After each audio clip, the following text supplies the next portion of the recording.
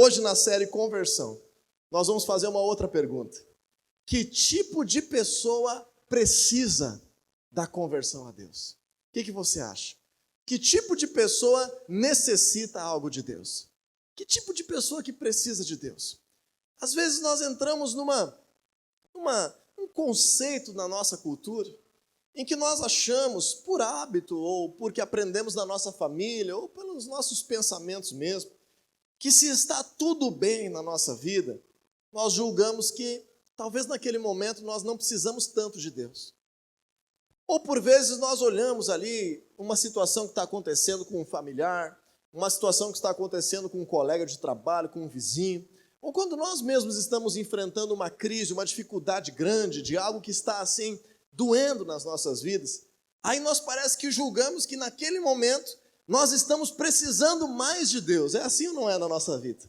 Quando está tudo bem é fácil a gente esquecer de Deus, mas quando existe um milagre, quando existe uma necessidade de um problema grande que saiu da tua alçada, que é uma coisa que não tem como resolver, é um caso de saúde, é um caso de rompimento familiar, é um vício que não consegue se libertar, qualquer coisa assim, uma crise de um endividamento, coisas que mexem conosco, sabe? Às vezes um problema de ansiedade crônico, de depressão, uma síndrome do pânico, uma insônia aguda, alguma dor que não vai embora. Então parece que a gente julga que naquele momento nós precisamos de Deus.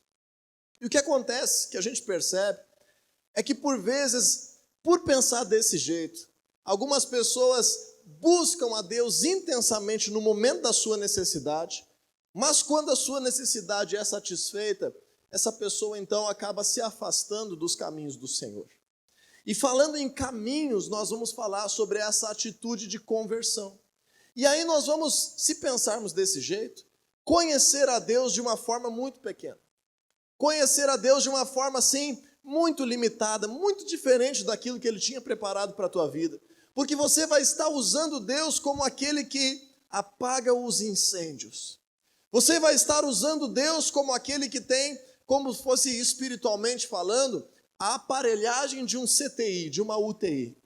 E Deus é muito mais do que isso. Ele quer sim nos salvar do dia difícil, Ele quer estender a sua mão quando nós temos um problema grande, mas Deus também, Ele quer que nós venhamos construir as coisas junto com Ele de forma saudável, o que vai nos levar a muito mais alegria, muito mais êxito, o que vai nos levar a muito mais paz, muito mais sabedoria, e vamos evitar aquele dia de crise que vai pedir socorro de novo. Então a conversão, ela entra no conceito das nossas vidas quando nós temos uma clareza. Porque a maioria das pessoas confunde precisar de Deus com precisar de um milagre de Deus. Você está me entendendo? A maioria das pessoas faz essa confusão. Então diga assim comigo, eu não posso confundir a presença de Deus com o milagre de Deus. Ou seja, quando nós estamos numa crise, num momento difícil, nós precisamos exatamente da presença de Deus junto com um milagre de Deus. Mas nos dias que nós não estamos precisando de um milagre, será que naqueles dias nós não precisamos de Deus? Então nós vamos hoje caminhar nesse assunto. Nós vamos hoje entender a pergunta central dessa noite. Que tipo de pessoa precisa se converter a Deus? Será que eu preciso me converter a Deus? Será que você precisa se converter a Deus? Será que alguém que é uma pessoa assim que nunca cometeu nenhum crime, nenhum vandalismo, nunca se excedeu, tentou sempre acertar, será que essa pessoa também precisa de Deus? E será que aquela pessoa que já cometeu erros no seu passado, já fez coisas que se envergonha, que se arrepende, será que essa pessoa merece algo de Deus? Será que Deus também está disponível para essa pessoa?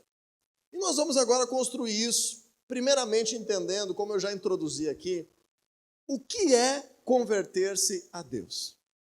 Então, nesse aspecto da conversão, de que tipo de pessoa precisa, a primeira coisa que eu gostaria de que você entendesse junto comigo aqui, é o que é esse ato de converter-se a Deus.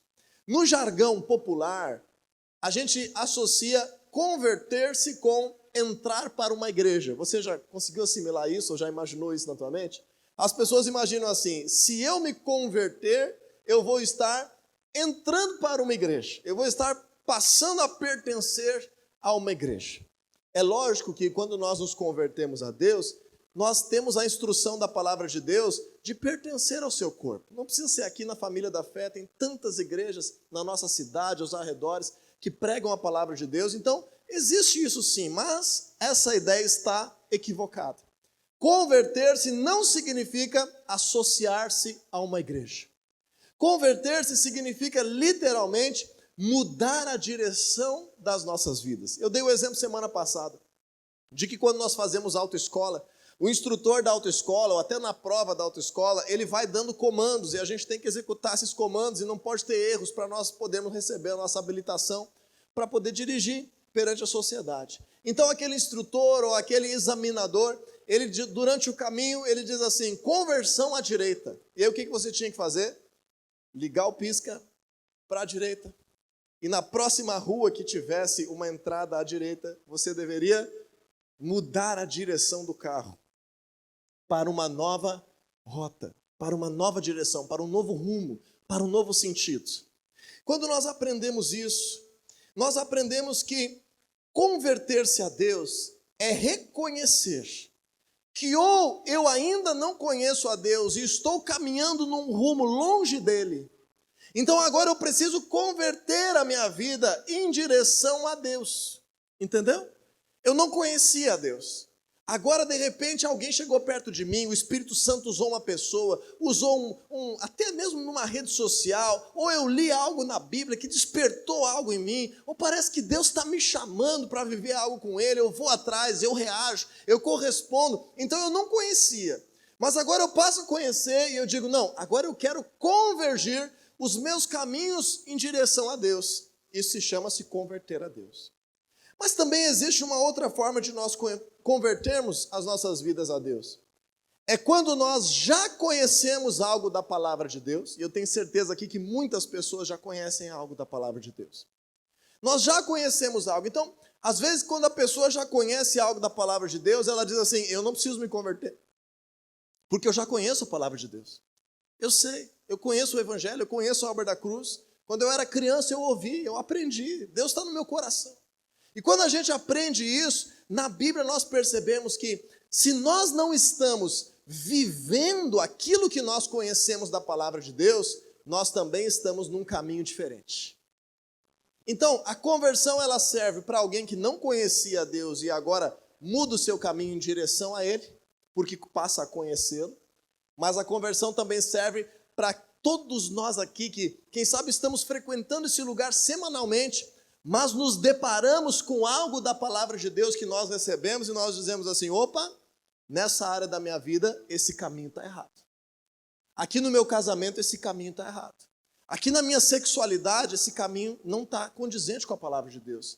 Aqui nas minhas finanças, esse caminho não está legal. No cuidado com a minha saúde, na educação dos meus filhos, esse caminho aqui não está condizente com a palavra de Deus. Então, o que nós precisamos fazer, mesmo já conhecendo algumas coisas sobre Deus, naquilo que nós percebemos que o caminho estava diferente, nós precisamos nos convertermos a Deus.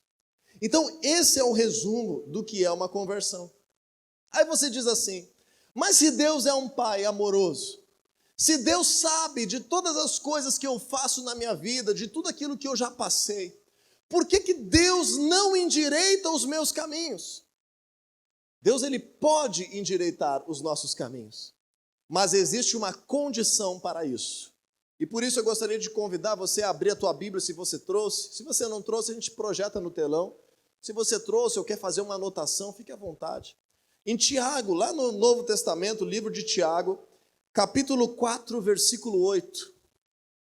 Tiago, capítulo 4, versículo 8.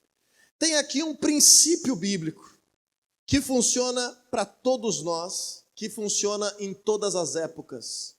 Tem aqui um princípio da palavra de Deus, que Deus não viola a sua palavra. Então veja, como Deus é alguém de palavra, que mesmo que ele tem poder para fazer algo diferente, aquilo que ele estabelece na sua palavra, ele cumpre. Já é aí uma dica para você que conhece a palavra de Deus. Você é um cristão, conhece a palavra de Deus e não é uma pessoa que cumpre a sua palavra, converta-se nesse aspecto da tua vida. Aí quando nós vemos que princípio é esse, vamos ler lá, primeira frase de Tiago 4,8. Aproxime-se de Deus e Ele se aproximará de vocês. Vamos ler de novo? Tiago 4,8. O que está escrito aqui? O que está escrito aqui? Deus se aproximará de você, então você se aproximará de Deus. É assim que está escrito? Não. Esse é um princípio. Por que existe esse princípio? Porque Deus nos fez seres humanos livres. Diga assim comigo: Deus me fez um ser livre. E quando nós somos livres, nós temos responsabilidade com a nossa liberdade. E Deus então se revela às nossas vidas de tantas formas. Talvez Ele está se revelando hoje a você por meio de um convite, por meio de alguém que te abraçou, que orou por você, que te trouxe nesse lugar. Mas tem tantas outras formas que Deus se revela. E agora o Senhor, mesmo que Ele se revela, Ele respeita a minha liberdade, Ele respeita a tua liberdade. E o Senhor tem um princípio. Para não ferir a nossa liberdade, mesmo que Ele está de braços abertos, quem é que tem que ter a primeira atitude de se aproximar? Somos nós. É as nossas vidas. É cada um de nós. Nós precisamos nos aproximarmos de Deus. E quando nós nos aproximamos de Deus, qual é a reação de Deus em nosso favor? E Ele se aproximará de você. Então esse é o primeiro aspecto. O que é se converter a Deus? Em resumo dessa frase, é você ter a iniciativa de querer se aproximar de Deus. O que é se converter a Deus?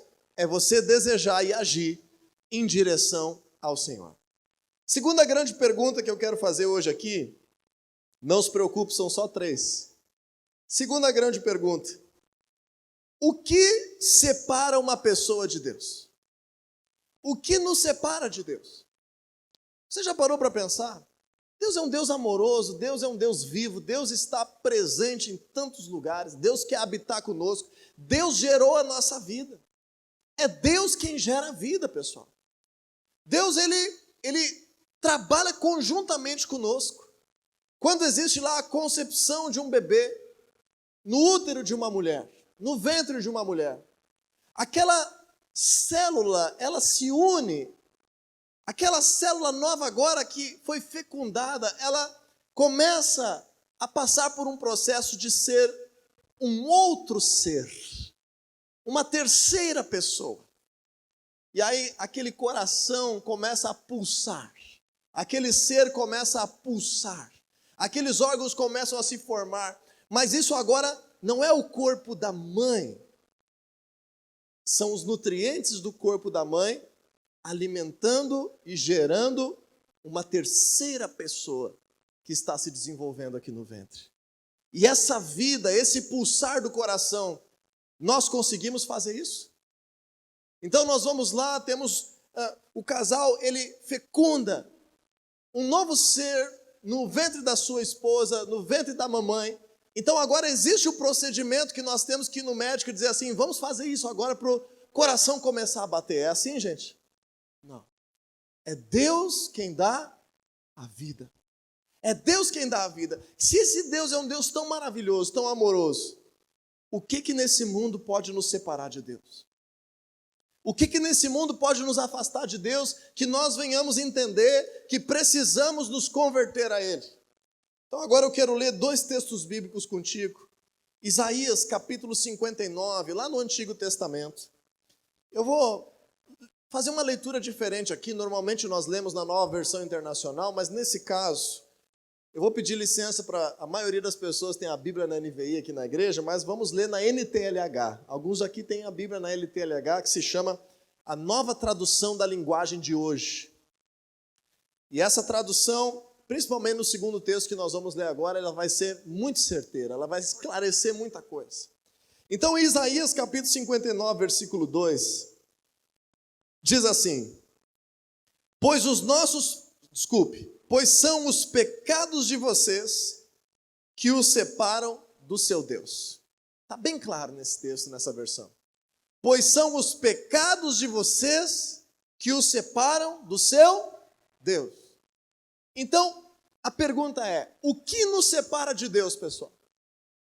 Perante a Bíblia, não é a minha opinião, perante esse texto bíblico, o que é que nos separa de Deus? Parece aula de português, né? A gente faz uma frase, inverte a pergunta e você responde na mesma frase. São os nossos pecados, são os pecados de vocês que os separam do seu Deus. Então a pergunta é: o que nos separa de Deus? Os nossos pecados. E aí o apóstolo Paulo, ele escreve depois, lá no Novo Testamento da Bíblia, que nós não faríamos ideia que nós temos pecado se não fosse a palavra de Deus nos dizer. Nós não faríamos ideia que Deus, ele pode estar de alguma forma afastado de nós, mesmo atuando indiretamente, nos dando a vida, cuidando ali da nossa vida, cuidando da nossa família. Às vezes Deus está fazendo coisas indiretamente, respeitando a nossa liberdade. Mas o Senhor, ele de alguma forma está afastado. E a Bíblia está revelando aqui para nós, por causa dos nossos pecados. Aí o apóstolo Paulo lá depois escreve: eu não saberia o que é pecado se não fosse a Bíblia dizer. Então, quando nós começamos a nos voltar a Deus por meio da palavra de Deus, nós percebemos: Deus está me dizendo que existe uma coisa chamada pecado que me afasta dele. E por causa do pecado, mesmo que Deus me deu a vida, mesmo que Ele me ama, mesmo que Ele tenha um projeto para mim, eu estou fadado a colher as consequências do pecado na minha vida. E quanto mais eu pecar, mesmo que eu não saiba que eu estou pecando, mais consequências espirituais virão sobre a minha vida. E o último salário maior, mais bem pago que o pecado traz sobre nós, é a morte. Especialmente a morte eterna, não a morte do corpo, mas a morte da alma. Quando nós aprendemos isso na palavra de Deus, nós começamos a entender a resposta da ministração dessa noite. Que tipo de pessoa precisa se converter? Que tipo de pessoa precisa se converter? Rapidamente você vai conseguir responder: aqueles que são pecadores. Que tipo de pessoa precisa se converter, pessoal? Os pecadores. Então agora que está a questão: quem é pecador? Quem de nós é pecador? Quem de nós tem pecado? E aí a própria Bíblia vai nos dizer, não é nós que vamos apontar o dedo para tentar achar quem é que tem pecado, quem é que não tem pecado. Nessa mesma tradução, lá no Novo Testamento, em Romanos capítulo 3, se você quiser abrir comigo, Romanos capítulo 3, versículo 22 até o 25, 3 versículos bíblicos aí, 4, 22, 23, 24, 25. Talvez vai pegar um pouquinho do 26. Romanos capítulo 3. A Bíblia vai nos informar quem é pecador e quem não é. Prepara aí, prepara que vai vir uma revelação para a tua vida aí. Vai torcendo, vai abrindo nervoso. E agora, meu Deus, será que eu sou ou não sou? Romanos capítulo 3, versículo 22. Diz assim a palavra de Deus: Deus aceita as pessoas. Eu vou ler na NTLH de novo, que está mais claro esse texto nesse episódio aqui dessa série. Deus aceita as pessoas por meio da fé que elas têm em Jesus Cristo. Por meio do que Deus nos aceita, gente? Por meio da fé em Jesus Cristo. Por que Deus só nos aceita por meio da fé em Jesus Cristo? Porque em Jesus nós temos o perdão dos pecados. Então agora veja como é que é esse princípio. É assim que ele trata todos os que creem, pois não existe nenhuma diferença entre as pessoas. Cutuca quem está do teu lado aí carinhosamente, tá? Não violentamente, a gente fala para cutucar. Cutuca quem está do teu lado e diga assim: para Deus, perante os princípios da sua palavra, perante o seu julgamento, você e eu somos iguais. Deus nos fez diferentes, mas perante os princípios da sua palavra, não tem diferença. Todos nós somos iguais. É assim que ele trata todos os que creem, pois não existe nenhuma diferença entre as pessoas. O que é mais jovem, o que é mais velho, o que é mais gordo, o que é mais magro, o que é de uma cor, o que é de outra cor, o que tem cabelo, o que não tem cabelo, o que é homem, o que é mulher. Não existe diferença entre as pessoas. Versículo 23 é o mais importante dessa resposta. Todos pecaram e estão afastados da presença gloriosa de Deus. Essa é a notícia. Quem são as pessoas que a Bíblia revela que o pecado influencia e que de alguma forma lhe afastam da presença de Deus? Algumas pessoas. Todas as sogras pecaram. É isso que está escrito aqui. Todas as noras pecaram? Não. Quem é que pecou? Todos os colorados? Também. Todos, todos. Todos pecaram e estão afastados da presença gloriosa de Deus. Esse é um princípio bíblico. Está claro, não tem muito o que a gente argumentar. Não, Deus, mas eu não tenho pecado. Não. A Bíblia está dizendo, todos nós pecamos. Só que existem aqueles pecados que são involuntários, por instinto. Ainda estava dizendo hoje, a minha tia está aqui conosco, nos visitando, e estava contando para ela que o Levi, com 1 ano e 4 meses, tem um instinto já. Um instinto de daqui a pouco fazer alguma coisa que não é aquilo que é o correto para ser um menino educado. Cabe a nós, como pais, estar causando a educação dele. Ou seja, ele não faz algo mal porque quer, é uma criança ainda. Jesus disse que o coração das crianças é do reino dos céus.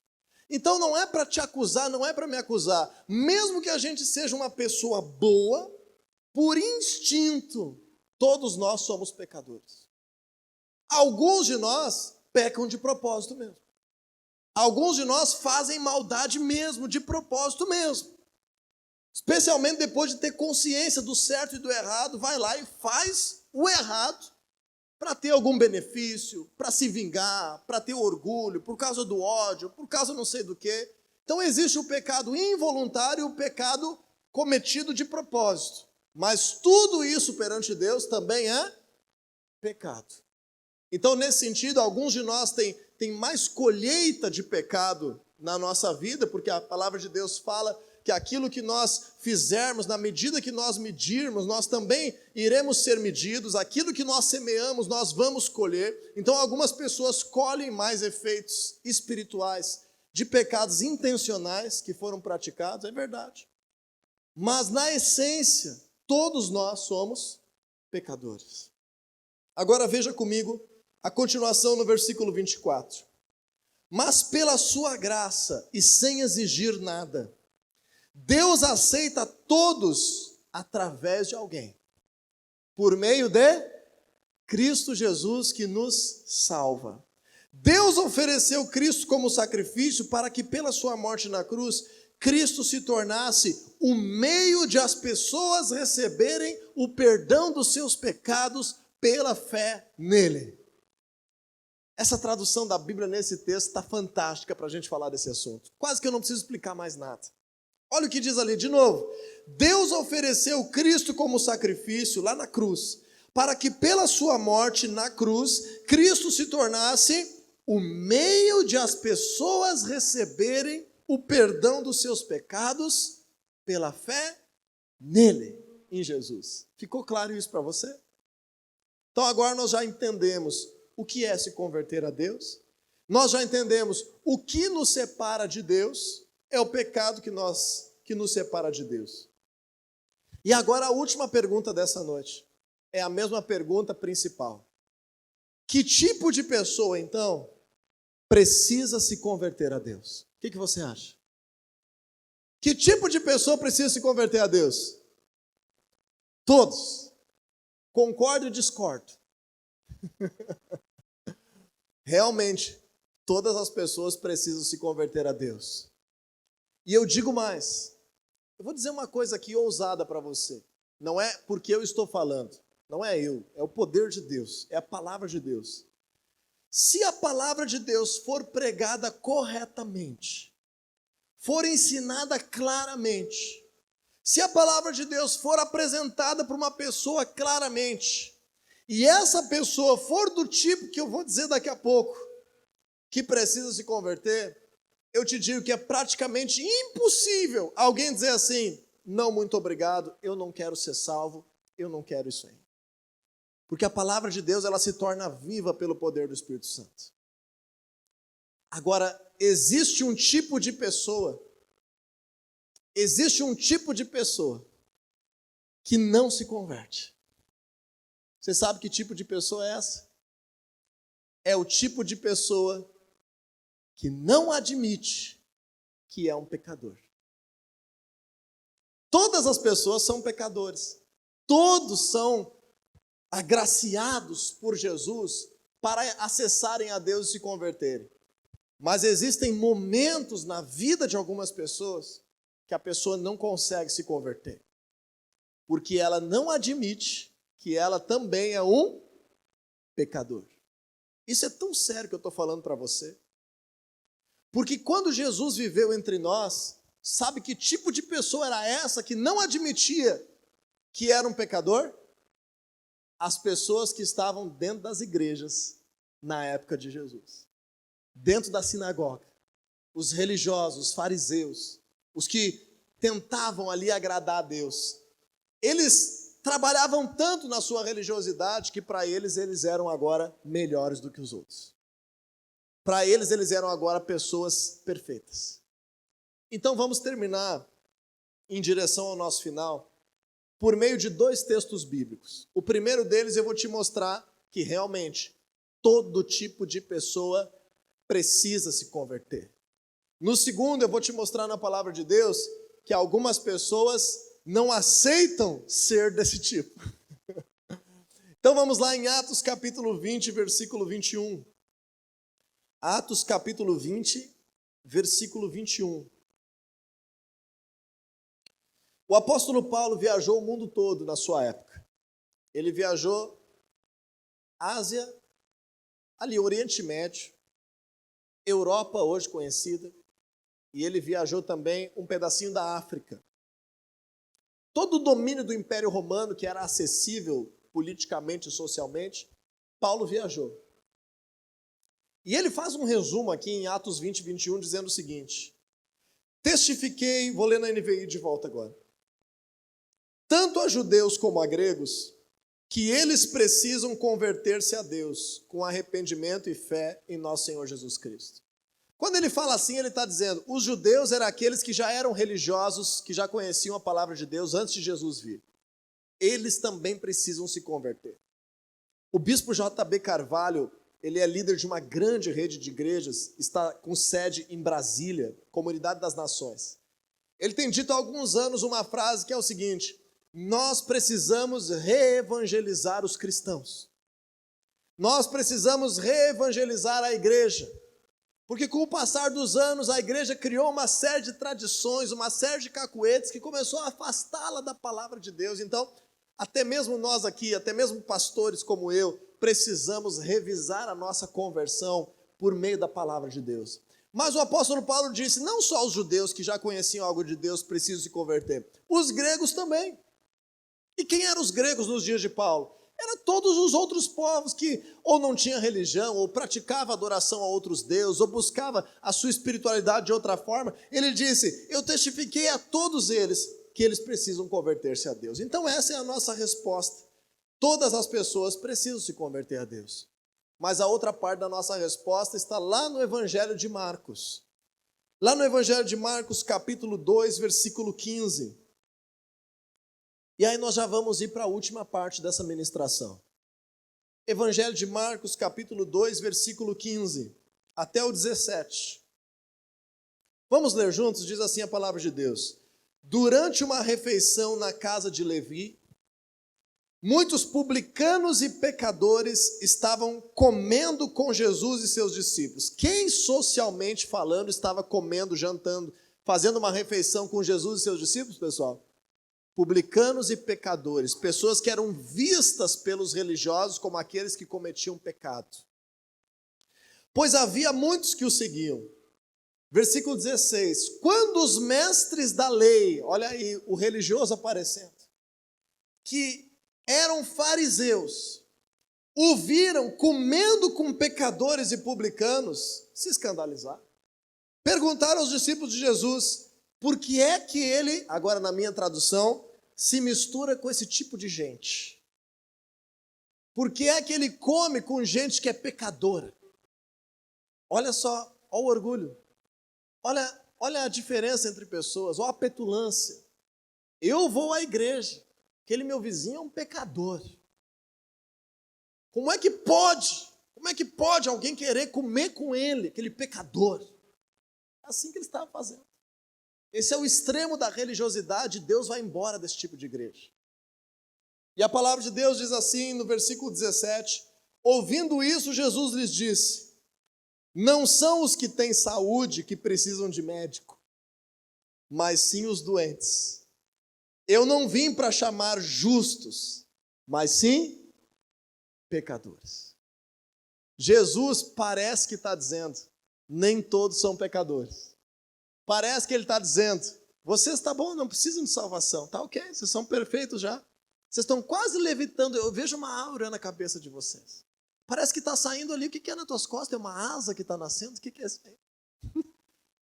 Jesus meio que debochadamente, ele fala com aqueles religiosos dizendo assim, nas minhas palavras agora, enquanto vocês não reconhecerem que também precisam de Deus na vida de vocês, eu não posso te salvar.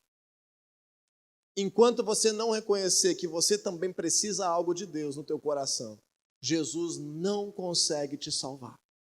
Mesmo que ele tenha todo o poder, mesmo que todos são pecadores, enquanto eu não escuto o evangelho e entendo, poxa, eu também sou um pecador, Jesus não pode me salvar. Diga para quem está do teu lado uma última coisinha, diga assim, por favor, deixa Jesus te salvar. Abre o teu coração. Quebra esse orgulho aí. Quebra essa altivez aí. Ou quem de nós tem domínio sobre a morte? Quem de nós consegue dizer que acessa a eternidade pelo seu braço? Quando está tudo bem, a gente esquece dessas coisas. Deixa Jesus te salvar. Reconheça que falta algo em você. Reconheça que existe dentro de você algo que está distante de Deus. Todos nós, até quem faz parte da igreja aqui desde o seu início, eu aqui, tantos anos, toda semana buscando a Deus, pregando a palavra, o dia que eu parar de reconhecer que eu preciso de Deus, eu me perdi. Posso estar pregando no púlpito aqui perdido, desviado, fazendo um teatro. Nós precisamos ter sempre a humildade de entender, por Jesus eu me aproximo de Deus. Quando eu tiro Jesus da minha vida, eu já estou me afastando de Deus instantaneamente, mesmo que eu esteja dentro da igreja, mesmo que pareça para os outros que eu sou uma pessoa que está com Deus. E aí eu quero concluir, então, nessa noite. Você percebeu, né? Todos somos pecadores perante a palavra de Deus.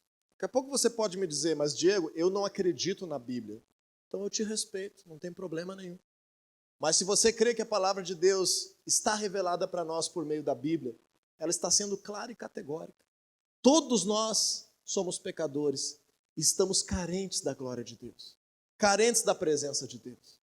E quando nós aprendemos isso, o único tipo de pessoa que Jesus não consegue salvar, depois de entender e ouvir o Evangelho, que também tem essa coisa, né? Quando a gente não conhece, lembra? Não tem como se converter se a gente não conhece a palavra de Deus. E Deus sempre dá um jeito de fazer a gente tropeçar na palavra dele, para poder conhecer. Mas o tipo de pessoa que não consegue ser salvo por Jesus é aquele que diz, não, mas isso não é para mim. Eu não sou pecador. Eu sou uma pessoa, ok, eu estou bem. Eu nem sei por que eu vim para a terra, eu já era para ter nascido direto no céu. Eu quero te deixar um versículo nessa noite. Jeremias capítulo 29, lá no Velho Testamento. Jeremias capítulo 29, versículo 11. E com isso nós vamos terminar. Esse é um dos meus textos preferidos da palavra de Deus.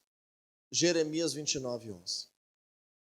E com esse texto eu gostaria de te mostrar que a vida com Deus nunca é pior do que a vida sem Deus.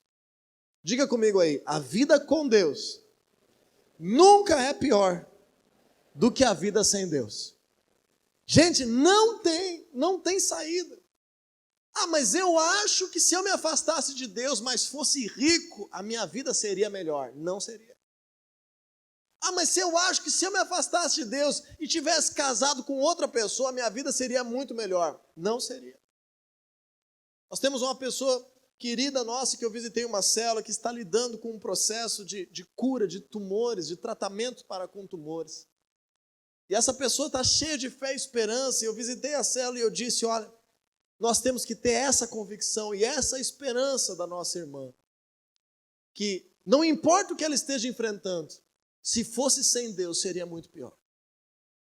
Se fosse sem Deus seria sempre pior. A vida sempre é pior quando a presença de Deus não está conosco. Quando a presença de Deus está conosco, o que Jesus disse? Nós vamos ter dias maus. Nós vamos ter aflições, nós vamos passar às vezes até por perseguições, mas se Ele está conosco, nós vamos vencer o mundo. Ele disse, eu venci o mundo e vocês vencerão também. E mais, eu deixo uma paz sobrenatural para vocês, não como o mundo a dá, mas a paz que vem de mim. Vamos terminar com Jeremias 29:11. Porque sou eu que conheço os planos que tenho para vocês, diz o Senhor. Planos de fazê-los prosperar e não de causar dano. Planos de dar a vocês esperança e um futuro. Eu que sei, eu que conheço os planos que eu tenho para você, diz o Senhor. Planos de fazê-los prosperar e não de causar dano, de dar a vocês esperança e um futuro. Esse é o versículo que garante. Se você crê na palavra de Deus, Deus não viola a sua palavra. Esse versículo garante que a vida com Deus sempre é melhor do que a vida sem Deus.